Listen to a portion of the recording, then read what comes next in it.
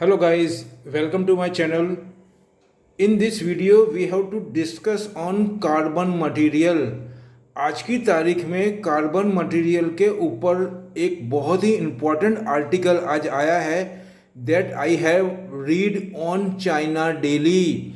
China ने world की biggest जो फैब्रिक मैन्युफैक्चरिंग है, carbon fabric manufacturing company start करी है और बहुत ही लार्ज क्वांटिटी में, दैट इज सबसे विश्व की बड़ी है, मतलब सबसे लार्ज क्वांटिटी के अंदर मैन्युफैक्चरिंग स्टार्ट कर दिया है। और अब मैं आपको ये बताना चाहता हूँ वो पढ़ने के बाद में, और ये मैटर काफ़ी टाइम से चल रहा था, लेकिन जब चाइना किसी चीज़ पे फोकस कर रहा है मतलब समथिंग आर देयर, तो मैं आपको ये बताना चाहूँगा कार्बन का आज की तारीख में कितना इम्पोर्टेंस है और आज क्या उसका इम्पोर्टेंस है मार्केट के अंदर, और हमको उस पर कितना फोकस करना चाहिए। आज के ये जो मेटल का मतलब ज़माना चल रहा है, उसके अंदर एल्यूमिनियम आ गया, कॉपर आ गया, फिर उसके बाद में आप देखेंगे तो स्टील आ गया, और उसके बाद में मेटल के अंदर आप देखेंगे तो डिफरेंट टाइप के जिंक विंक सब आ रहे हैं इसके अंदर। लेकिन इसके अंदर आप देखेंगे एक नया ही मेटल जिसकी बहुत ज़्यादा डिमांड है आज की तारीख में विश्व में, और पूरा इनोवेटिव मटेरियल जिसको बोला जा रहा है वो है कार्बन मटेरियल। तो मैं उसका आपको एक डेफिनेशन पढ़ूंगा, उसके बाद में मैं आपको पूरा डिटेल बताऊंगा, और मैं आपको रिक्वेस्ट भी करूंगा जो मेरे स्मॉल डैशबोर्ड के ऊपर मैंने आपको बताया है आज की तारीख मतलब कल की तारीख के लिए दिया है, उसमें मैंने लिखा है लेफ्ट साइड में carbon he is more important for future material that is question mark. अब उससे रिलेटेड जो कंपनी है उसके मैंने नाम दिए हैं 3। उस पर जाने से पहले मैं आपको ये बताना चाहूँगा कि कार्बन फैब्रिक को क्या बोलते हैं, that I have got from Google search में से। कार्बन फाइबर और carbon fibers are fibers about 5 to 10 micrometer in diameter and composed mostly for carbon atoms. Carbon fiber have several advantages including high stiffness, high tensile and strength, low weight to strength ratio, high chemical resistance, high temperature tolerance and low thermal expansion।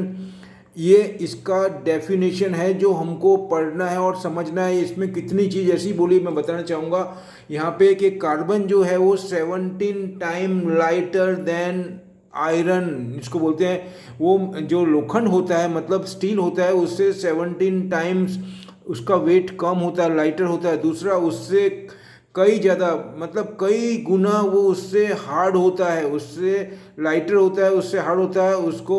उसके बाद में chemical reaction उसके ऊपर कम होता है, और बहुत ही important है आज की तारीख में कार्बन का। अगर मैं बात करूं मटेरियल का तो वो ऑटोमोबाइल्स के अंदर मैक्सिमम यूज़ हो रहा है, क्योंकि ऐसी भी बात आ रही है कि कार्बन का जो फैब्रिक है और मटेरियल है उसको मेटल के ऑप्शन में भी विचारा जा रहा है। और आज की तारीख में ऑटोमोबाइल्स के अंदर, इंडस्ट्रीज़ के अंदर, फैक्ट्री के अंदर और भी बहुत से क्षेत्र के अंदर कार्बन यूज हो रहा है, क्योंकि अगर हम स्टेनलेस स्टील बनाते हैं तो उसमें भी स्टील के अंदर कार्बन का पोर्शन होता है।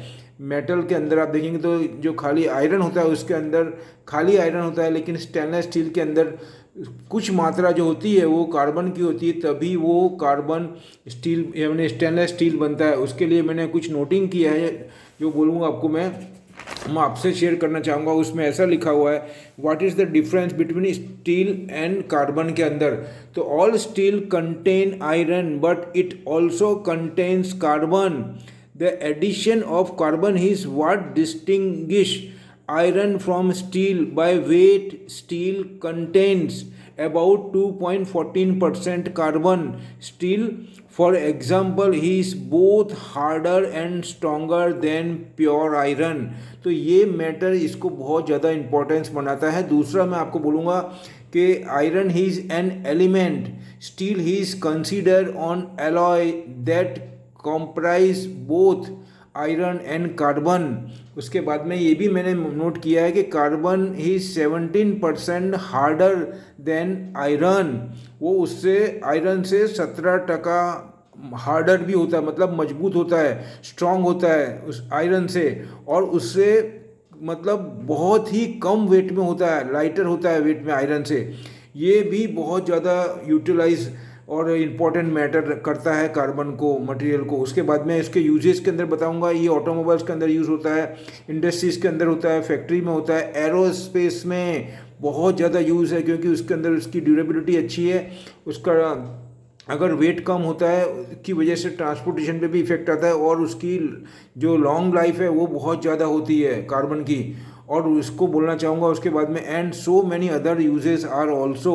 तो ये मेरा कहने का मतलब इतना ही है कि जो चाइना ने जो अंदर आर्टिकल में मेंशन किया उसमें बहुत ज़्यादा पॉजिटिवनेस दिखा रहा है आने वाले टाइम में, और इसका यूजेस हो भी गया है चालू पूरे विश्व में। ऑटोमोबाइल्स के अंदर मैक्सिमम हो रहा है, इंडस्ट्रीज़ के अंदर भी हो रहा है, क्योंकि इसका ट्रांसपोर्टेशन भी कम पड़ता है। दूसरा ये लाइटर है, और उसके अंदर जो प्रोसेस होता है वो भी कंपेयर टू आयरन बहुत इजीली हो जाता है। उस सबको देखते हुए इसका इंपॉर्टेंस बढ़ रहा है। On that base China are more and more maximum production on carbon fiber उसके तहत। तो उसके अंदर आप डैशबोर्ड पे देखेंगे तो राइट साइड में मैंने 3 कंपनी लिखी है। फिलिप्स कार्बन लिमिटेड, अगर मैं उसका आपको रेट बताना चाहूँ फिलिप्स कार्बन का, तो उसका रेट है 250 रुपये, आज का क्लोजिंग है। तो अगर हम 2 से 4 महीने का हॉरिजॉन्टल लेके चलते हैं तो हमको इसमें अच्छा रिटर्न का है, और अगर कोई साल 1.5 साल का हॉरिजॉन्टल मान करके परचेस करता है तो इसमें हमको बहुत ज़्यादा रिटर्न के चांसेस हैं। अब मैं आपको दूसरा बताऊंगा आपको रेन इंडस्ट्रीज़, जो कि 240 पे क्लोज हुआ है आज, और उसके बाद में 3rd नंबर पे आया है गोवा कार्बन जो 372 है। तो अभी हमारे इंडिया के अंदर कार्बन रिलेटेड जो मटेरियल है उसके अंदर ये, इसमें से अगर कोई पूछेगा तो मेरे मंतव्य के हिसाब से I am focus on Philips carbon is a better than other 2। तो मैं यही बोलूँगा फिलिप्स कार्बन बहुत अच्छा है, इसको हमको होल्ड करना चाहिए, और आने वाले टाइम के लिए हमको ये काफ़ी मल्टी बेगर बन सकता है, मैं ऐसा बोल सकता हूँ। अगर हम 2-5 साल का हॉरिजॉन्टल लेकर चले तो ये कंपनी मल्टी बेगर बन सकती है, और इसके अलावा भी ये कंपनी बहुत से क्षेत्र में है, उसको देखते हुए मैं आपको ये मेंशन किया है। दूसरा, जो भी लेटेस्ट इन्फॉर्मेशन होती है मैं आपके साथ में शेयर करता हूँ। तो मैं रिक्वेस्ट यू, अब मेरा वीडियो समाप्त करना चाहूँगा। दूसरा आपको रिक्वेस्ट करूँगा कि मैं डिस्क्लेमर पुटअप करूँगा, ये मेरी अपनी स्टडी अपनी एनालाइज है। आपको अगर कुछ इसमें कमेंट करना है तो आप मेरे को कमेंट बॉक्स में डाल करके भेजिए, मैं पूरी कोशिश करके आपको इमीडिएट आंसर देने की कोशिश करूँगा। और दूसरा मैं बोलता हूँ, जो नए मेरे वीडियो पर आए हैं उनको मैं बोलना चाहूँगा कि अगर आपने मेरा वीडियो देखा है, आपको अच्छा लगा, तो प्लीज़ जाने से पहले वीडियो को सब्सक्राइब करना ना भूलें, और बेल आइकन भी प्रेस करें, जिससे कि हम और आप मिल करके मैक्सिमम बेनिफिट ले सकें। दूसरा मैं बोलना चाहूँगा आपको कि अपने मिलते हैं अगले वीडियो में कुछ नई इन्फॉर्मेशन के साथ में, नई जानकारी के साथ में, और नए शेयर के साथ में। लास्ट में ही बोलना चाहूँगा, जय हिंद, थैंक यू।